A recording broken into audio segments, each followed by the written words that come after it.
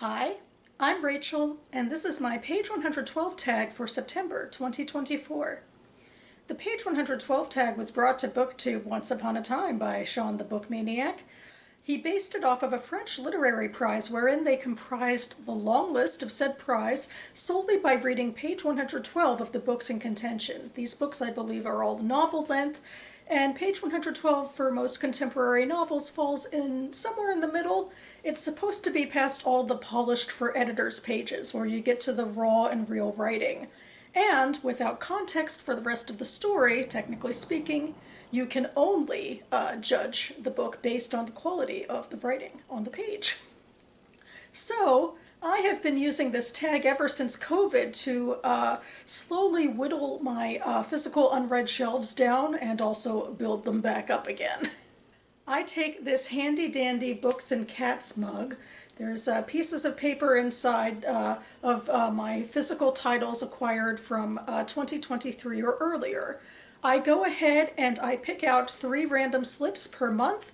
I share page 112 with you of those 3 books that I'll pick, and then I decide on one of those books to join my month's TBR. And as you might know if you're watching this video near real time, we're already well into September, and I'm thinking to myself, maybe the shorter the better for a book. I do also have, you know, the BookTube prize reading that I need to get done by the end of the month, so lots of deadline stuff, but I really do love this game. And so without further ado, let's get started. And I'm going to pull book number 1. Hopefully the papers won't stick together too much either. Not so much luck so far with that. So here we go again. Okay, that'll work.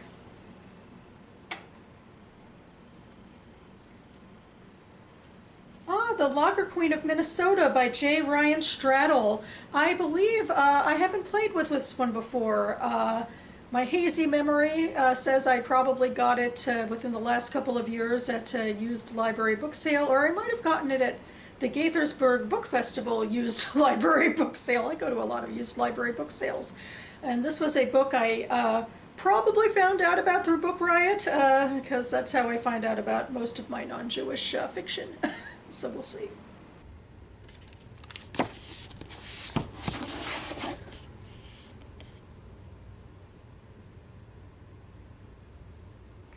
All right, for book number 2, I always like to get a little bit of variety, even though technically my books are relatively similar that I have in physical form, but am I getting this one? Okay, this one will come out. Let's see.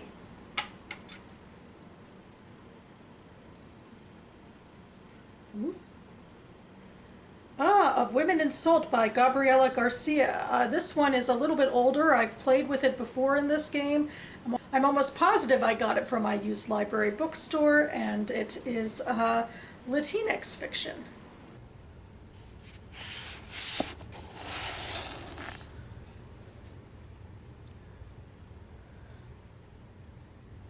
And finally, book number 3. Hoping not to leave the pieces of paper in here a complete mess, but there's so few of them and they just tangle together and gather at the bottom, and what can you do? All right.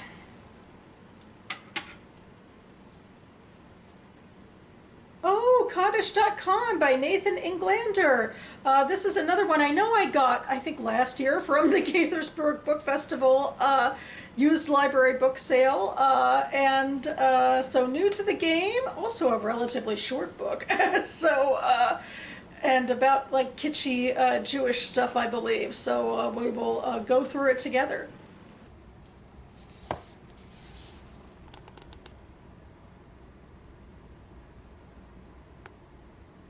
Okay, you've seen me gather all 3 of these books. I'm going to go ahead and read them to myself first and then come back to you with my thoughts, so stay tuned. Okay, I'm back, and man, I think my memory's starting to go a little or something, because I looked into it, and actually all 3 of these books I got at the used library book sale at Gaithersburg Book Festival. Books 1 and 3 I got in May of 2023, and book 2 I got in May of 2022. But anyway, back on track here. Book number 1 is The Lager Queen of Minnesota by J. Ryan Straddle. Of course, he thought she was being too humble. The truth was, she really didn't remember. Actually, it's probably all a big mistake. I don't even want to go to college anyway. You don't want to go to college? Paul asked, not scandalized like the principal, but more like someone who just watched a 6-year-old choose broccoli over pizza. Just then, a tall guy with a camera around his neck and a skinny, bespectacled kid in a white Harvard sweatshirt walked up from behind. "Oh, here you are," camera guy said. "You're by the football trophy case. We were waiting for you by the hockey trophy case." "I knew you guys would get it wrong," Nate Ryan said. And then there's a break. After school, Diana had found a notary, walked there, convinced the notary to stamp the letter, paid his fee, and walked again to the impound lot, pet the skinny dog, and this time had to stand in line behind 2 women who, like Diana the day before, were attempting to locate Brad Bart's absent good nature. "You don't understand," one of the women kept saying. She was wearing a pink jacket that was too short for her and looked Mexican or maybe Salvadoran. "I understand that you owe this company $280, Brad Bart said. Diana did the math in her head. Their car had been impounded for 4 days. "What you don't understand is that you won't get your car back until you pay me. Next. Next!" The women brushed past Diana and slammed the trailer door behind them, hard enough that it popped open again. "You mind closing that door?" Brad Bart asked. "Sure," Diana said, like a dork, and did what she was told. Okay, so this is sort of definitely the example of an en media res page where we're starting in the middle of a random conversation, so that kind of like puts you at a little bit of a distance because you don't have any of the context, and that's kind of the point. And for me, what it feels like, at least, like the first part's a little bit overwrought, or at least I guess the trophy case talk. I mean, maybe it was a joke from earlier and I would have liked it better, but in terms of like hearing it out of context, it feels like rather strained speech. I also make a fair amount of assumptions about this, like maybe they're at a college admissions fair, or just feels like maybe with a Harvard sweatshirt, maybe that's what's going on, and they were just talking about college, the 2 characters. It's intriguing that one of them says to the other, you don't want to go to college, and seems kind of impressed by it, going by the metaphor about pizza and broccoli, which could say something about, where he's coming from. Obviously there's a lot of different reasons people do or don't choose college, and we have no context for any of these people. But it's intriguing to think about. But I feel like the second part, just in general, was much more interesting about this page, where we're at the impound lot, and Brad Bart immediately comes off the page as a fun character. At least it's fun to read about him from afar. I'd probably not want to be in that trailer with him either, but that second part of the page kind of saved it for me. So like even, without context for the rest of the story, the character pops enough that, you kind of want to see how Diana's going to handle things. She's off to a rocky start, it feels like, but, hopefully she'll get what she came for, I guess, and have better luck than those other 2 women, I hope.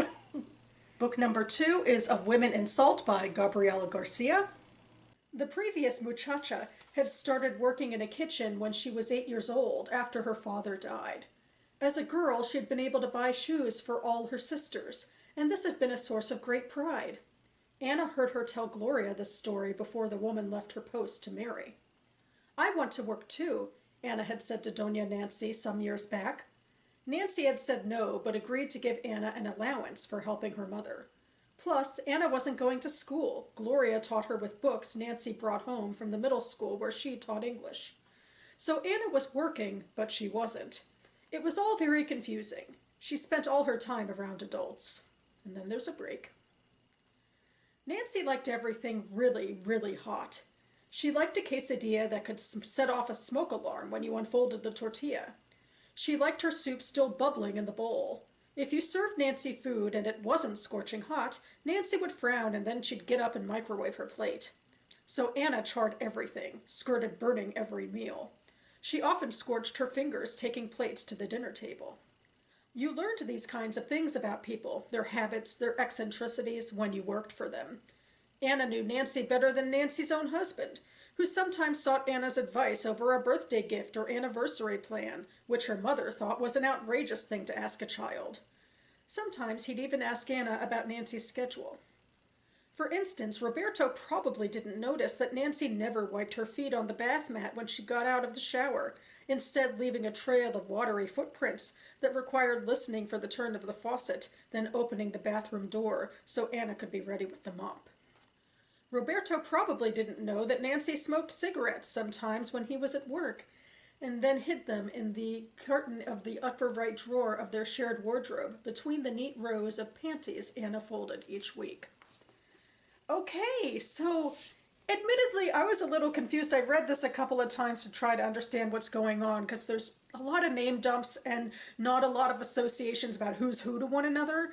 But, well, my understanding from this page now is we are in a domestic situation where Doña Nancy and Roberto are, the heads of the house, and they have a bunch of servants, I would assume, working for them.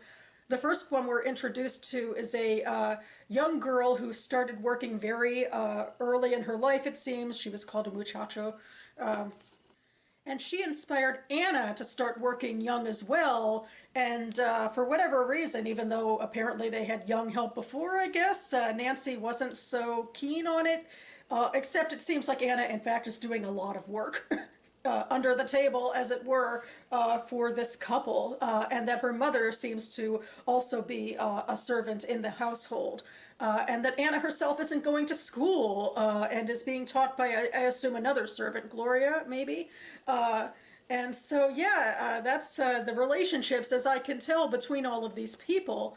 And then it seems like Nancy, in a way, has the most characterization. Like, we learn how she likes her food. We learn all of the secrets that Anna knows about her that her husband doesn't, which makes me think that this woman is actually very involved with this little girl, mostly, I guess, in a serving capacity. I'm not sure. So I felt like those details were kind of interesting, but the actual page was a little difficult to follow because of the relationship stuff and that it's all, narrative and... So, I mean, I found it intriguing. I'm definitely interested. And finally, book number 3 is Cottage.com by Nathan and Glander. And I'm actually going to read from page 114 because this is page 112. And then if I were to read page 113, I feel like maybe it's an unfair advantage because it's the beginning of a chapter. So I decided to go one more page over. So here we go. As tantalizingly close as he might be, Shuley folds his map and walks toward the center of town to check into his overpriced no-star hotel. And then there's a break. Miri had sniffed out his plan before he'd said a word. She'd come into the kitchen, her nose wrinkled, to find dinner already cooking, the dishes washed, and her husband home hours ahead of schedule. His jacket hung on the open stepladder, and Shuley stood at the Fleischig sink, squeezing the suds from the sponge. He had his sleeves rolled, half for chores and half for the argument ahead. "Who ever heard of a teacher being suspended along with a student?" Miri said as soon as he'd told her. "It's absurd." Gabriel had been given only a day, which would not go on his record. Shuley was put on ice for 2 weeks, the first without pay as sanction, the second back on the rolls for mental health. "Those are the reasons Davidoff told you," Miri said. "It's all probably just to give the traumatized computer teacher a break." She'd then lifted the lid on a pot and tasted the soup Shuley was making. "Are you sure you're not fired?" Miri asked, dipping the spoon again and blowing the steam his way. "Not fired. Not yet. I'm pretty sure." She'd relaxed her shoulders so precipitously that Shuley saw them drop. Her tone had also softened as she asked what he planned to do. "Make big dinners," he'd said. "Do more laundry. Cold the bookshelves. I don't mean for your suspension. I mean, what are you going to do about letting this craziness go?" All right. So this is another page like in the first book where there's a break, but it happens, I guess, early enough that, it's not too jarring or anything. Like, we just know somebody's going to what seems like a crappy hotel, but most of, what's on this page is an intriguing, I think, conversation between a husband and a wife. It seems like Shuli is a teacher who got suspended after some sort of altercation with the student Gavriel, which is, not something I think anybody necessarily was expecting to hear. Or maybe these characters were, especially like the very final line where Miri is asking, when are you going to let the craziness go? Shuli obviously has something going on that's, impeding him a bit. So that part is interesting. I feel like some of the dialogue in between is a little more clunky, but in terms of, a conflict, a teacher having a conflict that interferes with his work is, something you might want to learn more about. And to me, it almost seems like maybe he has a laissez-faire attitude, he's talking about a suspension as in, shruggy, I'll do some, random chores around the house, not thinking too big about it, or, he's maybe not as concerned as Miri is about whether or not he's actually fired. And other than that, there's, some commentary that I immediately can tell, puts it in a Jewish setting, like the Fleischig table, which comes from the Yiddish word, is the table where you prepare meat dishes, because when you keep kosher, you keep that separate from the milk and dairy dishes. So anyway, and the names also feel pretty Jewish, but yeah, and this title and all sorts of things. So I liked this. And I do think out of the three books, I'm going to drop the first book first, The Lager Queen of Minnesota. I think was the most disjointed in a way, although I will be intrigued to return to Brad Bart hopefully sometime in the future. But in the meantime, what do you know, I'm going to look at the two smaller books. But I do think they both worked a little bit better. I feel like in general the writing is a little tighter to talk a little about the nuances of the strain of whatever is going on with Shuli and his job in this altercation and how it might affect his relationship with his wife. And then with Women and Salt, we have this intriguing relationship, especially between servant and employer. And so I guess I've also, read this book a few times now for the page 112 tag, and even though I've put it down, I feel like I keep on coming back, intrigued to the idea of why this employee is leaning so heavily on a child who is in her employ, and what the background is of that.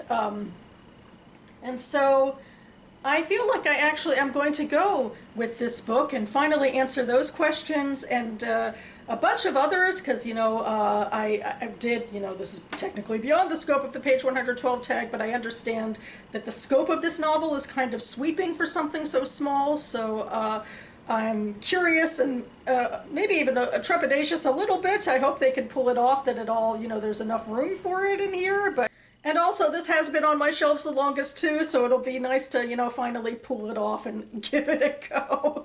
So that's what I'm going to go with. Also, I think it's a very pretty cover with great coloring, so there's my bevy of reasons why this is the one I'm going to pick up for this month.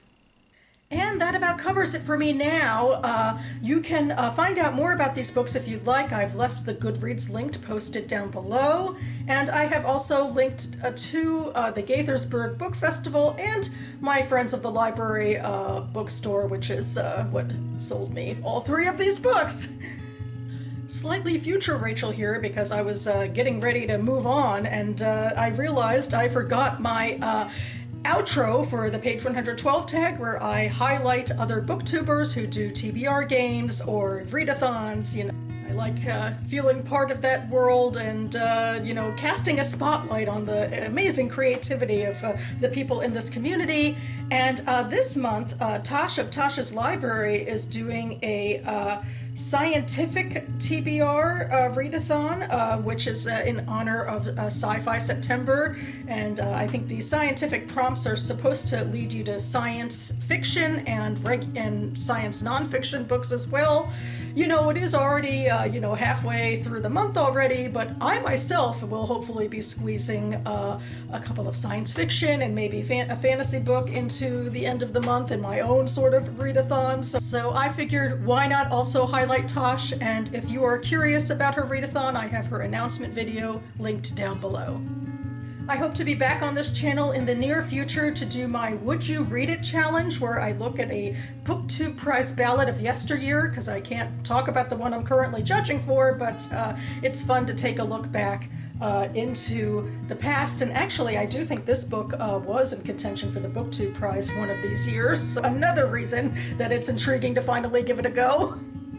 Anyway, if you are finally tackling books that have been on your shelves forever, I hope you are enjoying them. Thanks so much for watching, everyone, and I'll see you next time.